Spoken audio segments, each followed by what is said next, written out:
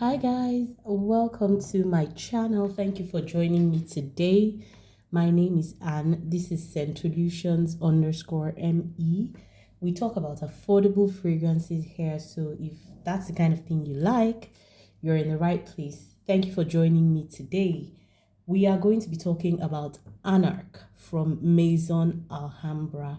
So if you're interested in knowing about this perfume, stay with me. This is supposed to be a dupe for Tiziana Terenzi's Andromeda. That's what I've heard. I haven't smelled Andromeda, so I can't make the comparison. So today I'll be talking about Anarch just as a perfume on its own. Let me start with the notes, but before I do, if you're a returning subscriber, welcome and thank you for always watching. And if you're new on here, welcome on board. Hope you enjoyed today's video. The notes for this perfume are starting with jasmine, bergamot, ylang ylang, and grass in the opening. The middle has pear blossom, lily, peach, violet leaves, heliotrope, damask rose. And at the base, you have amber, vanilla, ebony wood, sugar, cashmere wood, coconut, and tonka bean. So that's essentially what is in this perfume. But of course, what do I smell? So before we start, let me just show you the pack. Yeah, so you can see some inspiration from Tiziana Terenzi here, and you can see the bottle as well. I really do like this bottle. I just wish it didn't have this funny looking tassel, because the tassel is not of good quality. So if you're not going to make a good quality tassel, then don't bother. All right, so this starts off a bit sour-ish to me. So it has that sourish citrus smell. You know when an orange is on the verge of going sour, so it's gotten to the end of being ripe and then it's transitioning to that slightly sour mode. That's what this smells like, with a little bit of the orange peel. So it's that slightly sour sweet orange with a little bit of the peel to go with it, and an added greenness. So there's a green grassy type of smell, but without the earthiness of the soil. So think of green grass that is wet grass, but without the smell of the wet soil. So you're just smelling the grass without the soil. I don't know if it's possible to envision that, but that's what this smells like to me. So it's those two things, the slightly sour citrus with the peel and the wet grass smell. That's what I get in the opening of this perfume. That takes me to the mid, and that opening is really strong, but it's also, really nice with the citrus and all that. But you really have to like citruses and that kind of green scent to be able to appreciate this one. When you get to the middle, this transitions to a fruity floral. Okay, now the florals that come through and the fruits are peach, so I get a little bit of peach in here. I also get heliotrope, and I get a little clean jasmine from this. The jasmine note is not heavy in this one. I actually get more of the heliotrope, but I get the cleanness from the jasmine. I get a slight powderiness, ever so slight. You might miss it if you're not paying attention, but there's a slight powderiness in the mid, and it's very short-lived. So again, middle, I get powderiness that is very short-lived. I get a clean white floral, which is the jasmine, and then I get the peach note in there. There are some of ambery nuances as well as you transition to the base of this fragrance. There's a slight amber, there's some sweetness to it, but that sweetness is not overpowering. You feel it in the background. It helps to sort of sweeten things up, but it is not a sweet perfume per se.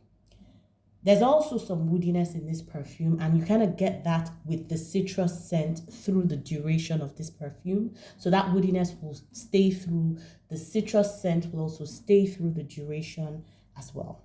In the final dry down, now I'm talking about like 8 hours upwards, this transforms and becomes the dry down of Eba Pura. Eba Pura and all its dupes, so Anna Beard, I think that's the I Am White, there's one called Yakin, all those perfumes that mimic Eba Pura.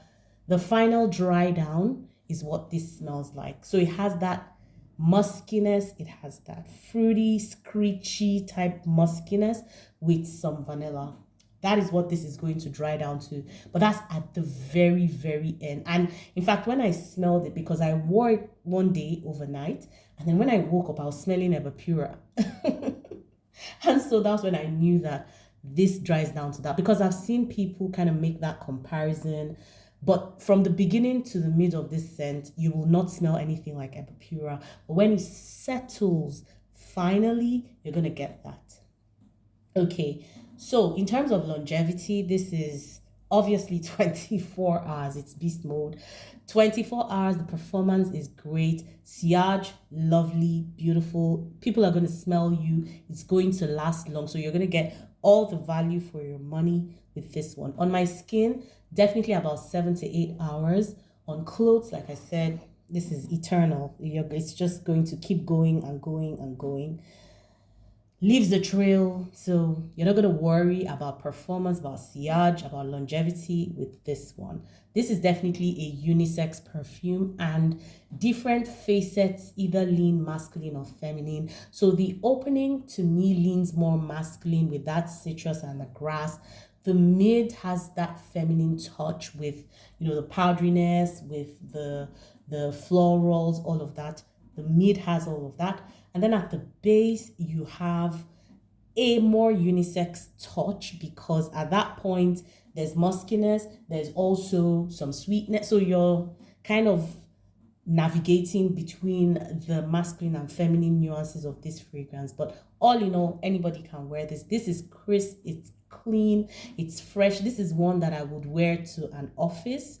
I would wear this to the office. I would wear this with casual clothing, but I think it makes a good office scent. It makes for a good office scent, and it could also be worn casually as well. I just think it's very well done. It just seems like a good quality production. The bottle, all the way to the presentation, and even the performance, it's all good quality, and I enjoy this. Now, this is not going to be everybody's cup of tea. So if you're not a citrus lover, if you don't like clean smelling florals, if you don't like a green note in your fragrance, you might not like this one. If you're more into maybe the vanillas, the caramel, more gourmandish type of fragrances, this might not be your thing. But if you like what I've just described in terms of the scent profile, then this will be for you. And also, if you like, well performing or strong performing fragrances, then this will be for you. So there you have it, my review of Anarch by Maison Alhambra. It's not a safe blind buy, so I'll definitely say maybe you get a decant or something to test before you buy, because this is definitely not a safe blind buy. But thank you so much for watching. If you watched till this point, until I see you on another video, enjoy the rest of your day or night. Bye.